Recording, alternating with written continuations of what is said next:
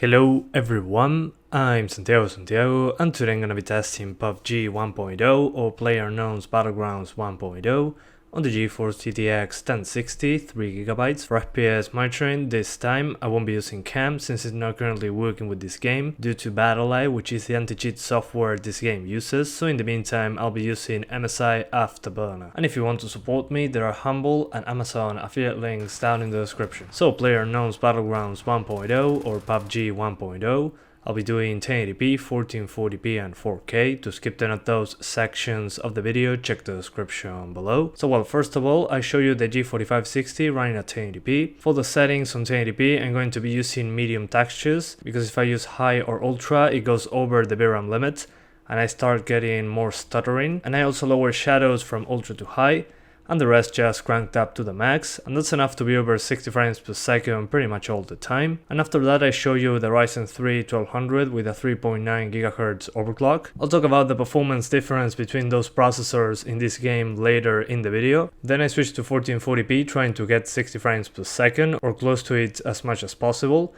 And for that I use pretty much a mix between medium and high, medium textures, medium shadows, medium anti-aliasing, and the rest cranked up to high. And I get some drops into the 50s, but it's not too bad. If you want to avoid those drops, just lower shadows from medium to low and you should be at 60 frames per second more often. If that's not enough, just lower the stuff that you see on high to medium, and that should give you over 65 FPS most of the time. After that I just crank up the settings at 1440p, targeting over 30 frames per second. That means that I'll prioritize quality over performance. And for that I just cranked up everything to ultra except in shadows and textures. Once again, textures will be on medium, shadows on high, the rest on ultra, and that's enough to be over 30 frames per second pretty much all the time. And finally at 4K I decided to overclock the GTX 1060 3GB. I added 100 MHz to the core and 400 MHz to the VRAM. More than that and the game just crashed, so keep that in mind. Usually the card without the overclocks tests at around 1900 and something megahertz on the core. At the beginning of the video just lower the clock speed to match a stock GTX 1060, so keep that in mind. But yeah, it was impossible to get 60 frames per second at 4K even at the lowest settings, so I just show you an over 30 frames per second target. That means view distance on high, foliage on medium, effects on medium, textures turned down to low, because if I use medium I got more stuttering than on the previous resolutions. It just uses more VRAM the higher the resolution. That's why at 4K I need to use lower quality textures. Then shadows on medium, post-processing on medium, and well, the lowest on the anti-aliasing front, because at 4K I didn't need it this time around. And yeah, the game was over 30 frames per second just fine after the overclock. Before the overclock I was getting some drops every now and then below 30, but it's still enough to play at 4K. Although I wouldn't recommend it, because you can get better quality shadows, occlusion effects, textures and all that kind of stuff on 1080p or 1440p. So in this case 4K in my opinion seems to be just pointless, but if you want to use it, you're free to do so. And if you have a GTX 1060 6GB, you should get 5% more performance overall, plus you can use better texture quality.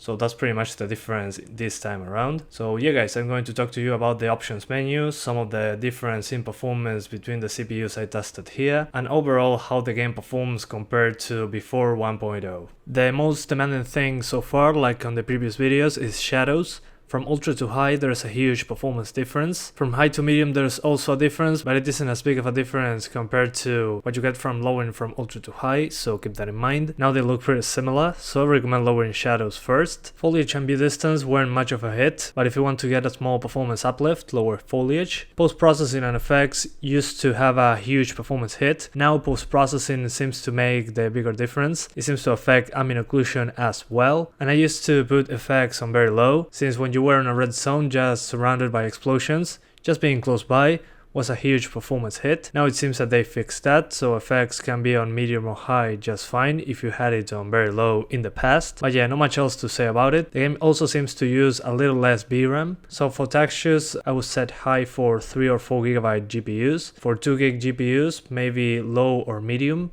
And for more than 4 GB of VRAM, use Ultra, that should be fine. Unfortunately, I couldn't test the old map as much as this one, so I just tested this new map in this video. That's because it randomly selects the map. I cannot select it by myself, and the new map has a higher chance of just showing up randomly. That's because the developers just put that into the matchmaking.